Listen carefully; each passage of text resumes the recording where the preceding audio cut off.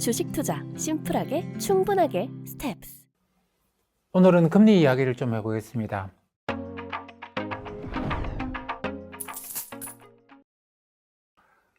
현대인들은 늘 고도가 오기를 기다리고 있고 주식시장도 늘 고도가 오기를 기다리고 있죠. 좀 있으면 좋아지지 않겠는가, 좀 있으면 좋아지지 않겠는가 그런 생각을 많이 하는데 저는 올해는 좀 기대를 접고 진득하게 앉아 있어야 되는 거 아닌가라고 생각을 합니다. 고도가 당장 오늘 오거나 내일 오거나 뭐 이럴 것 같지는 않아요. 왜냐하면 그 이유는 이 금리 때문입니다. 다들 아시다시피 금리 때문인데 금리를 이제 가장 펀더멘털하게 가장 밑바닥에서 보게 되면 저는 이 그림을 봐야 된다고 생각해요. 보시면 이게 미국의 2년짜리 국채 금리를 빨간색으로 그려놨습니다. 회색으로 표시되어 있는 게 좀 연하게 표시되어 있는 선이 또 하나가 있죠. 근데 거의 똑같이 움직이는 또 하나의 선이 하나가 있습니다. 시장 금리를 거의 완벽하게 따라가는, 사실은 시장 금리가 이 회색의 선을 따라다니고 있습니다. 시장이 가격을 정한다, 가격을 결정한다고 이야기하는데 사실은 지금 채권시장이 금리를, 가격을 결정하는 게 아니고 이 회색 선이 시장한테 금리를 이렇게 만들어라고 어떻게 보면 지시를 하고 있는 그런 모양이 되는 것이죠. 이 회색 선이 뭐냐면 뭐 다들 많이 보셨겠습니다만 이 점도표입니다. 미 연준의 FMC에서 3개월에 한 번씩 다다음 주 3월 20 며칠이죠? 그때 FMC가 또 있는데 이 3, 6, 9, 12월 FMC에서 점도표라는 걸 내놓습니다. 이 점도표는 뭐냐면 연준의 지금 현재 투표에 참가하든 참가하지 않든 연준 이사하고 연준의 지역 연방은행이 있습니다. 지역 연방은행 총재들이 모여서 한 19명 정도 되던가요? 나는 앞으로 금리를 이렇게 내가 나한테 지금 상황에서 뭐 금리를 예상하라고 한다면 앞으로 연방기 금리는 올해는 얼마, 내년에 얼마, 내후년에 얼마, 그리고 장기적으로는 얼마가 될 거다라고 투표를 합니다.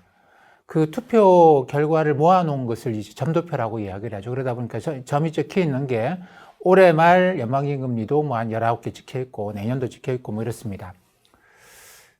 이 점도표라고 하는 거는 옛날부터 있었던 건 아니에요. 옛날부터 있었던 건 아니고 2011년인가 12년인가 이걸 그 당시에 버냉키 연준 의장 때 이런 걸 처음으로 도입을 했습니다. 왜냐하면 도대체가 시장이 연준의 말을 안 듣는 것이죠. 시장은 자기 마음대로 가버리고 연준은 이 시장을 움직일 수 있는 힘이 뭐 금리를 우리가 올렸다. 시장은 아랑곳하지 않습니다. 그러던가 말던가. 당시의 상황은 어떤 상황이냐면 2008년 금융위기 이후로 시장이 극도로 보수적인 상황이었어요. 그래서 금리를 낮춰줘도 아유 저러다가 또 언제 올릴지 몰라. 우리가 쟤들 말 믿으면 안 돼. 뭐 쟤들이 그렇게 잘했으면 2000년에 2008년에 그렇게 버블이 터지고 10년 안에 2번씩이나 터졌겠느냐. 그 쟤들 절대 믿으면 안 돼라고 생각을 하고 시장이 금리를 자기 마음대로 정하는 것이죠. 그러다 보니까 채권 시장을 연준이 움직이지 못하고 뭐 연준도 힘이 없고 경제를 좋아지게 하려고 그러면 금리를 좀 낮춰야 될 건데 연준이 당시에 금리를 낮출 수 있는 방법이 없는 거예요. 아무리 말을 해도 시장이 믿어주질 않는 겁니다. 그래서 이제 버냉키 의장이 꺼낸 카드가 뭐냐면 그러면 확실하게 숫자로 이야기를 해주겠다. 우리가 약속을 하겠다. 뭐 이런 식으로 해서 꺼낸 게 이 점도표입니다. 그래서 이 투표에 참여하지 않는 사람까지 이 투표에 참여하지 않는 사람들 중에 내년에 순환을 하면서 투표에 참여하고 그렇게 되거든요. 그래서 이런 사람들이 다 점을 찍겠다. 누가 어디 점을 찍었는지는 모르지만 그거야 뭐 이야기하는 거 들어보면 대충 알긴 하죠. 다 점을 찍어 놓겠다. 그래서 확실하게 보여주겠다. 라고 해서 점도표를 도입했습니다. 그래서 효과를 상당히 봤죠. 금리를 상당히 많이 끌고 내려갔습니다. 당시는 뭐 2011년, 12년 이럴 때는 이제 금리를 끌고 내려가서 어떻게든 저금리를 만들어서 경제를 좋아지게 하려고 그런 시기였기 때문에 당시에 이제 연준이 그 점도표를 갖고 사람들을 믿게 한 것이죠. 올해 이렇고 내년에 이렇고 물론 상황이 바뀌면 우리가 생각을 바꾸겠지만 상황이 바뀌지 않는다고 한다면 이런 식으로 가겠다. 그게 벌써 이제 10년이 지났습니다. 10년 동안에 걸쳐서 이 점도표가 채권 시장을 어떻게 했을까요? 저는 처음에 이 점도표가 들어올 때 어떤 생각을 했느냐면, 야, 이거 채권 애널리스트 하기 참 어렵겠다라는 생각을 했습니다. 왜냐하면 채권 시장이라는 게 채권 애널리스트 그러는 거죠. 미래를 예상하는 거거든요. 앞으로 이런 일이 생길 거고 이런 일이 생겨서 연준이 이렇게 금리를 움직일 거고 저렇게 움직일 거고 그래서 이제 시장 금리가 이렇게 될 거고 저렇게 될 거고 이런 걸 이제 하는 게 시장인데 그 중에서 가장 힘센 연준이 다 정해놓고 숫자로 정확하게 이야기를 해버리는 거예요. 그럼 도대체 뭘 더 예상을 할 수 있는 것이죠? 물론 뭐 연준의 그 19명이 다 맞추는 건 아닙니다. 그렇기 때문에 나는 다르게 예상할 수는 있어요. 하지만 내가 다르게 예상한다고 해서 채권 시장의 사람들이 믿어주겠습니까? 아무도 믿어주지 않죠. 왜냐하면 그 누구보다 많은 정보를 갖고 있고 그리고 중립적이기 때문에 그 19명의 사람들이 모여가지고 저런 예상을 하고 있다? 근데 다른 데서는 다른 예상을 하고 있다? 이 예상을 믿어주겠습니까? 아무도 믿어주지 않죠. 이쪽에 19명의 연준 사람들의 예상, 그게 숫자로 나타나는 그걸 받아들일 수밖에 없습니다, 시장은. 그러면 결국 어떻게 되나요? 시장 금리는 이쪽이 아니고 이쪽으로 따라붙을 수밖에 없겠죠. 이 차트에서 회색 선으로 나타난 게 뭐냐면 이 연준의 점도표를 숫자로 나타낸 겁니다. 가령 이게 지금 2년짜리 국채 금리죠. 앞으로 2년 동안 내가 2년짜리 국채를 산다라는 건 어떤 의미냐면 만기 2년의 국채를 산다는 거는 만기까지 가져간 다음에 2년 동안 지금 나와 있는 금리의 이자를 받는 거예요. 뭐 가령 지금 4.2%다. 2년짜리 국채 금리가. 그러면 이 국채를 사면 2년 동안 나는 연간 단위로 4.2%씩의 이자를 받습니다. 뭐 단순하게 두 개를 합하면 2년 동안에 8.4% 이자를 받는다라는 것이죠. 근데 이 점도표는 어떤 거냐면 연방기금리는 하루짜리 금리입니다. 하루의 금리예요. 그러면 내가 2년 만기 국채를 사면 2년 동안 금리는 고정되는 거고 내가 연방기금리로 만약에 자금을 운용한다면 물론 연방기금리로 자금을 운용할 수 있는 기관은 미국에서도 연방법에 따라서 만들어진 은행, 대형은행들만 해당되는 거긴 합니다만 어쨌든 뭐 채권시장에서는 그런 플레이어들이 굉장히 많으니까 내가 2년짜리 국채를 안 사고 하루하루 그 돈을 연방기금금리로 계속 운용을 합니다. 만기가 돌아오면 다음날 또 돌리고 이런 식으로 흔히 롤오버라고 이야기를 하죠. 만기를 계속 갱신해가면서 2년 동안 하루짜리로 2년 동안 운용을 했다. 굉장히 번거롭겠다. 아닙니다. 기관 투자자들 입장에서는 번거로운 일은 아닙니다. 개인들 입장에서는 굉장히 번거롭겠죠. 그렇지만 뭐 그렇게 해달라 그러면 금융기관이 그렇게 하는 건 어려운 일은 아닙니다. 여기에 추가적인 비용이 들어가지는 않아요. 자, 그러면 이것과 이것이 기본적으로 뭐 만기가 굉장히 길어지면 모르겠습니다만 만기가 짧은 쪽에서는 거의 비슷하게 봐야 됩니다. 2년 정도면 미국 채권 시장에서는 뭐 크게 채권이라고 보지는 않아요. 이걸 채권이라고 보기는 좀 어렵습니다. 불확실성이 2년이라는 시간이기 때문에 좀 있긴 합니다만 그렇게 불확실성이 크진 않습니다. 그러다 보니까 2년짜리 국채 금리는 연준이 올해 연방기금리가 얼마일 거다, 우리는 얼마라고 생각한다라는 그 점도표에 나타내놨죠. 내년도 점도표에 나타내놨습니다. 그럼 이 금리를 1년 동안은 이 금리, 그 다음 1년 동안은 이 금리로 매일매일 내가 돈을 굴렸다. 그러면 얼마 이자 수입이 생기겠는가? 그걸 나타낸 것이 이 회색선입니다. 그동안 연준이 FMC에서 이 점도표가 바뀜에 따라서 아주 낮은 수준에서 급격하게 올라오고 지금 굉장히 높은 수준을 유지하고 있죠. 4%를 유지하고 있는데 빨간색 선이 시장인데, 채권 시장인데 이걸 그대로 따라왔습니다. 시장이라는 게 가격을 정하는 건데 시장이 하는 일이 있나? 그냥 연준이 이 종이에 써서 주는 대로 그냥 그대로 거래하고 있는 거지 뭐 채권 시장이라는 게 뭐 특별한 거 뭐 하는 거 있나? 뭐 거래를 하긴 하는데 시장이라는 것이 시장의 가장 중요한 기능은 뭐 사고 파는 게 아니고 그 가격이거든요.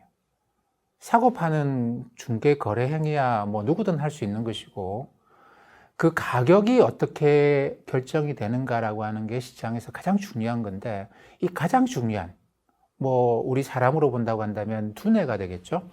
가격 결정 기능, 이 두뇌가 될 건데, 그 두뇌를 채권 시장은 거의 완벽하게 연준에 의존하고 있다는 겁니다.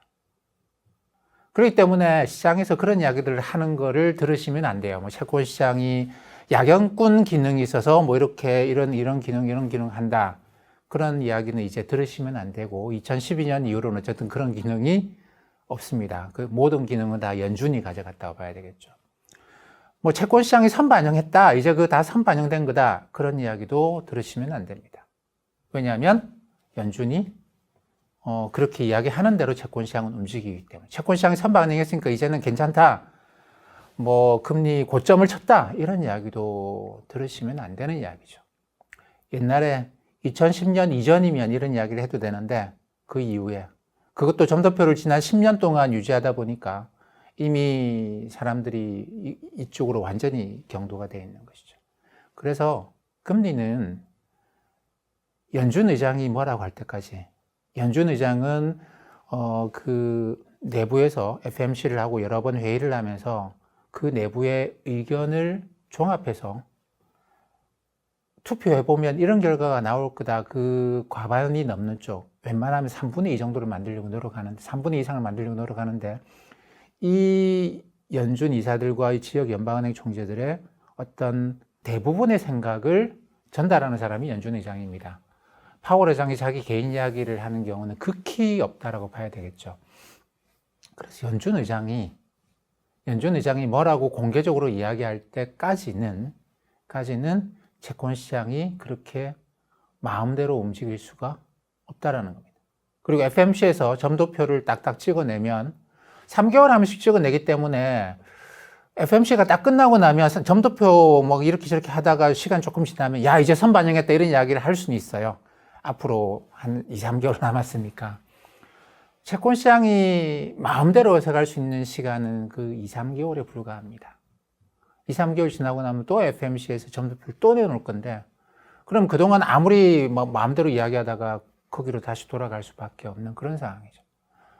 지난 12월 FMC 점도표 나온 이후로 올해 1월에 와서는 채권 시장이 자기 마음대로 막 해석하고 금리가 마구 떨어지고 했습니다.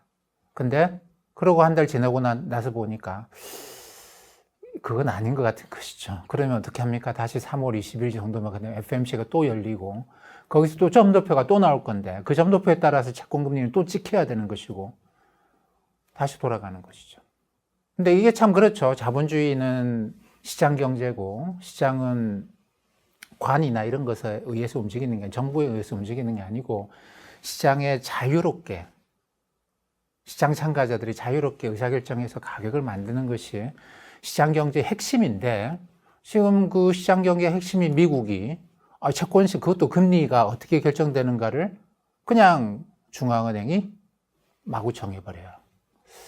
야, 이게 자본주의냐? 이게 시장 경제냐? 이런 식의 생각을 해볼 수도 있죠. 저도 그런 고민을 굉장히 많이 했습니다. 이게 시장 경제 핵심일까? 자본주의의 가장 자본주의적인 미국이 이런 행동을 하는 것을 도대체 어떻게 받아들여야 될 것인가? 근데 이제 그럴 수밖에 없겠다라는 생각을 합니다. 이게 자유로운 시장에 다 맡겨놓기에는 지금의 우리 상황은 글로벌하게, 우리나라도 그렇고 전 세계 다 그렇습니다. 너무 돈이 많다. 이렇게나 돈이 많은데 이걸 시장한테, 그 많은 돈이 시장 갖고 있는데 마음대로 하라고 하면 시장은 이 많은 돈 가지고 뭘 하겠습니까? 모든 것의 자산 가격을 다 끌어올리겠죠. 모든 것의 가격을 다 끌어올립니다. 그래서 2000년, 2008년 버블이 발생하는, 이번에도 팬데믹 버블이라고 저는 생각하는데, 버블의 규모는 좀 작았습니다만 좀 풀어주면 그냥 마구 버블이 생기는 게 2000년 이후로 반복적으로 발생하고 있습니다. 돈이 너무 많기 때문이에요. 돈을 많이 중앙은행이 풀었기 때문이다. 그것도 있습니다만, 그보다 훨씬 더 큰 게 뭐냐면 사람들이 돈이 많아요. 저축을 많이 했습니다. 이게 사람들이 평균 연령이 높아지면서 젊은 사람들은 소득이 작고 저축을 해도 많이 못하겠죠. 소비하려고 하는 성향도 굉장히 강합니다. 그렇기 때문에 많이 벌면 많이 쓰게 돼 있는데 나이가 들어가다 보면 노후를 대비해서 자연스럽게 돈을 많이 저금을 하게 되죠.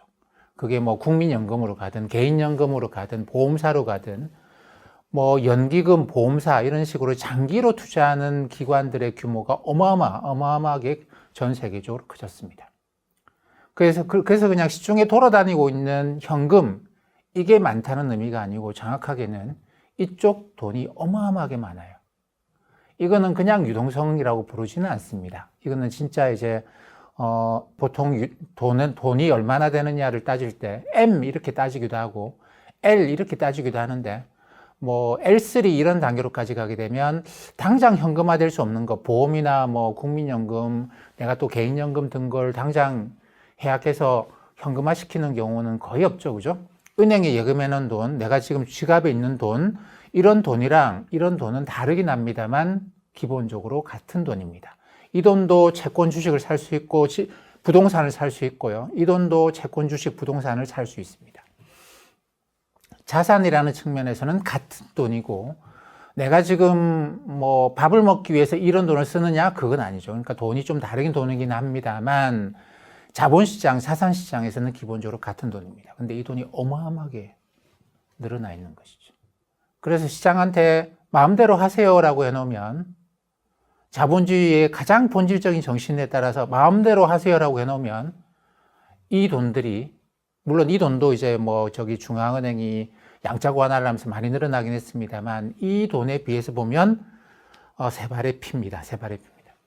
이 돈들이 주식시장, 채권시장 모든 시장에 걸쳐서 가격을 다 끌어올려 놓고 그리고 이제 지금 우리가 보고 있듯이 생활 필수품들, 서비스 가격도 이제 시간이 지나고 나면 끌어올려져 갈 수밖에 없다라는 것이죠. 모든 것에 인플레이션을 유발을 할 수밖에 없습니다. 그래서 이 돈이 이렇게나 커져 있기 때문에 시장한테 마음대로 하세요라고 할 수가 없습니다. 가만히 내버려두면 채권 산다고 채권을 사서 금리를 제로로 만들어 버려요. 중앙은행이 그렇게 하지 마라고 이야기하지 않으면 그냥 금리를 제로로 만들어 버립니다. 지금 중앙은행이 억지로 금리를 가령 4%, 5% 이렇게 연준이 만들어서 이 돈들이 자기들끼리 경쟁하다가 돈이 워낙 많으니까 채권 사고 하다가 채권 금리가 제로가 되고 그래서 버블이 터지고 이런 것들을 중앙은행이 일부러 막아놓고 있는 것이죠. 4%라고 어떻게 보면 사회주의 경제, 계획 경제도 아닌데 그냥 명령을 내리는. 그래서 경제가 돌아가고 있는 그런 모양입니다. 그렇기 때문에 이게 자본주의 가장 본질적인 정신일각에서 보면 그러면 안 될 것 같은데 이런 식의 생각을 해볼 수 있죠. 근데 중앙은행이라는 곳이 그런 곳입니다. 세상에 돈이 없어요. 돈이 없어서 사람들이 먹고 살기가 어렵고 경제가 안 좋아집니다. 그러면 돈을 쏟아 부어 넣는 곳이 중앙은행이고요. 세상에 돈이 너무 많아요. 그럼 그 돈을 어떻게든 억제해 놓고 그 돈이 자산 가격과 전반적인 인플레이션의 상승을 낳지 않도록 그 돈을 어떻게든 풀려 나오지 않도록 막아 놓는 것도 중앙은행의 기능입니다. 그래서 미국이 처음에 이제 건국할 때부터 이게 굉장히 심각한 논쟁거리였어요. 미국의 건국 역사를 보다 보면 이제 중요한 두 가지를 저는 발견을 하는데 연방정부라고 하는 거. 연방정부를 만들게 되면 연방정부가 우리를 지배하지 않겠는가. 여전히 미국 사람들 그렇게 생각하는 사람들이 있습니다만 그래서 연방정부의 권한을 약화시키려고 했던 경향이 굉장히 강한 경향이 하나가 있고 또 하나는 이제 중앙은행. 중앙은행을 만들어 놓으면 몇 명의 소수의 사람들이 물론 현명한 사람들이긴 하겠습니다만 소수의 사람들이 미국이 어떻게 돌아갈지를 결정을 해버리는 것이죠. 근데 당시에 미국 사람들은 유럽에서 그런 절대 왕권이 싫어서 도망쳐온 사람들이고 누군가가 또 이제 그런 강력한 권한을 갖는 것을 원치 않았습니다. 그게 연방정부든 중앙은행이든. 그래서 근데 연방정부는 어쩔 수 없이 만들긴 했죠. 만들고 어느 정도 강화시키고 하긴 했습니다만 중앙은행만큼은 받아들일 수 없다라고 해서 만들었다가 없애고 두 번씩이나 없앴고 지금 이제 연준이 세 번째긴 한데, 어쨌든 그 이후로 연준이 만들어진 이후로는 여러 가지 일 때문에 더 이상 중앙은행을 없애자라는 말은 못해요.